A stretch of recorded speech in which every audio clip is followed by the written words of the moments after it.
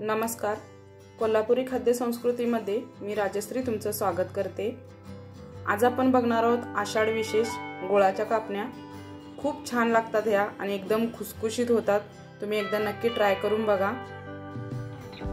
लहान मुलांच्या डब्यासाठी जरी या दिल्यात ना तरी मुलं खूप आवडीने खातील. एकदा नक्की ट्राय करून बघा. तर आपण रेसिपीला सुरुवात करूया. तर इथे 1 वाटी गूळ घेतला, त्याच वाटीने 1 वाटी पाणी घातलं. आता आपण हा गूळ पाण्यामध्ये वितळवून घेऊया. तर गॅसची फ्लेम इथे आपल्याला मीडियम ठेवायची आहे. पाणी गरम व्हायला लागले की गूळ पूर्ण वितळला जातो. तर इथे पूर्ण गूळ बघा पूर्ण वितळला आहे. आता गॅस बंद करूया आणि हे पाणी थंड करून घेऊया. त्याच्यानंतर इथे 2 चमचे तूप आपल्याला लागणार आहे. याच्या बदली तुम्ही तेल घातलं तरी चालेल, पण तुपामुळे खूप छान चव येते त्याला. म्हणून 2 चमचे तूप गरम करून घेतलं. त्याच्यानंतर ज्या वाटीने आपण गूळ घेतला होता त्याच वाटीने 2.5 वाटी पीठ घेतलं गव्हाचं. त्याच्यानंतर वरून चिमटभर मीठ घातलं. अर्धा चमचा वेलची पावडर घातली. त्याच्यानंतर अर्धा चमचा बडीशेप कुटून घेतली. तुम्हाला आवडत नसेल तर तुम्ही बारीक पावडर करून घातली तरी चालेल. आता हे सगळं मिक्स करून घेतल्यानंतर याच्यामध्ये वरून तुपाचं मोहन घातलं. आता आपण चमच्याने मिक्स करून घेऊया. आता इथे मी हाताने बघा सगळं पीठ असं चोळून घेणार आहे.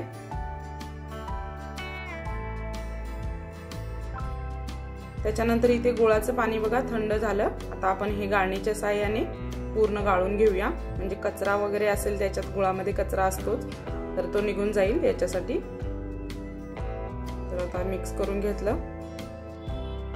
याच्यानंतर आता याच्यामध्ये चांगला खुसखुशीतपणा येण्यासाठी वरून आपण 2 चमचे बारीक रवा घातला आणि 2 चमचे बेसन घातलं. बेसनमुळे त्याला चांगली चव येते. आता आपण हे पीठ हाताने मळून घेऊया. आता तुम्हाला थोडंसं पाणी कमी वाटत असेल तर तुम्ही वरून पाण्याचा हात लावून मळून घेतलं पीठ तरी चालेल. आता पिठाचा इथे छान असा गोळा तयार झाला. वरून थोडंसं तेल किंवा तूप लावून चांगला मस्त असा गोळा तयार करून घ्यायचा. आता बघा पीठ आपलं छान तयार झालं. आता याच्यावर झाकण ठेवूया आणि एक अर्धा तास पीठ मुरत ठेवूया. तर पीठ इथे छान मुरून आलेलं आहे. याच्यावरचं झाकण काढलं अर्ध्या तासानंतर. आता आपण या पिठाचे गोळे बनवून घेऊया. तर मीडियम साईजचे इथे 4 ते 5 याचे गोळे तयार झाले.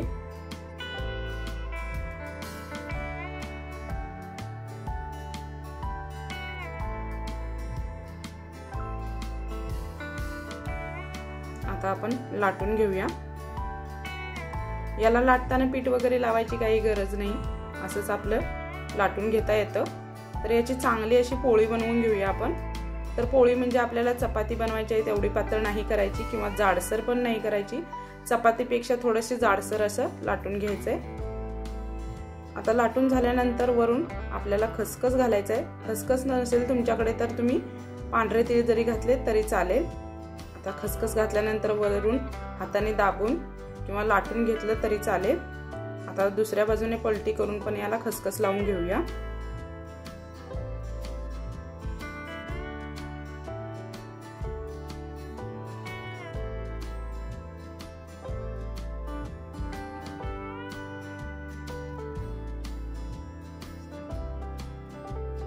आता मी ते याला सुरीनेच कट करून घेणार आहे. तुम्हाला पाहिजे त्या शेपमध्ये तुम्ही कट करून घेतलं तरी चालेल.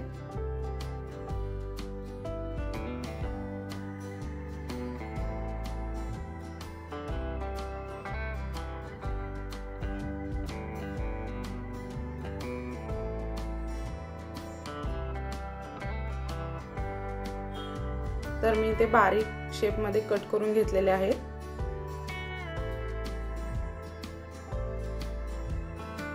हे बघा शंकरपाळी सारखं कट करून घेतलं. आता आपण यातले शंकरपाळीचे शेप केलेले आहेत ते काढून घेऊया एका ताटामध्ये. आता आपण अजून एक गोळा लाटून घेऊया.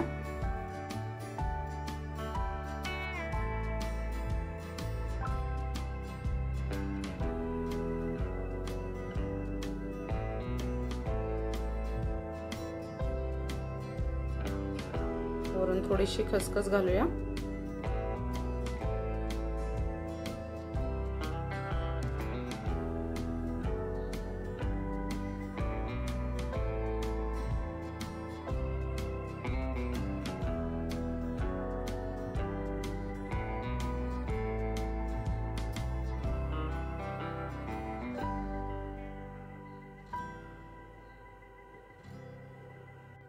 तर याच्या अगोदर आपण बारीक शेपमध्ये कट करून घेतलं.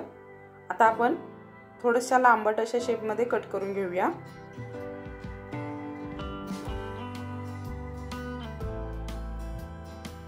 हे बघा, लांबट अशा कापण्या इथे तयार करून घेतल्या. आता ताटामध्ये काढून घेऊया.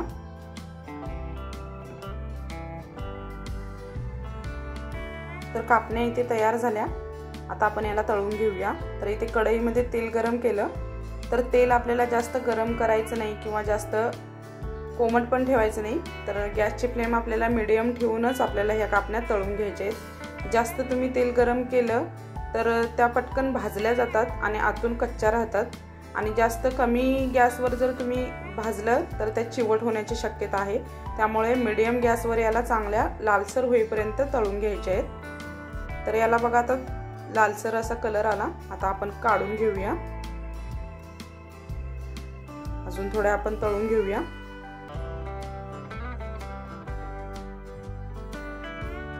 तर या पद्धतीने तुम्ही एकदा नक्की ट्राय करून बघा. लहान मुलांच्यासाठी जरी डब्याला करून दिल्या तरी मुले आवडीने खातील. तर मस्त अशा आपल्या कापण्या इथे तयार झाल्या. डिशमध्ये काढून घेऊया. तुम्हाला माझा व्हिडिओ आवडला असेल तर लाईक, शेअर आणि सबस्क्राईब करायला विसरू नका. धन्यवाद.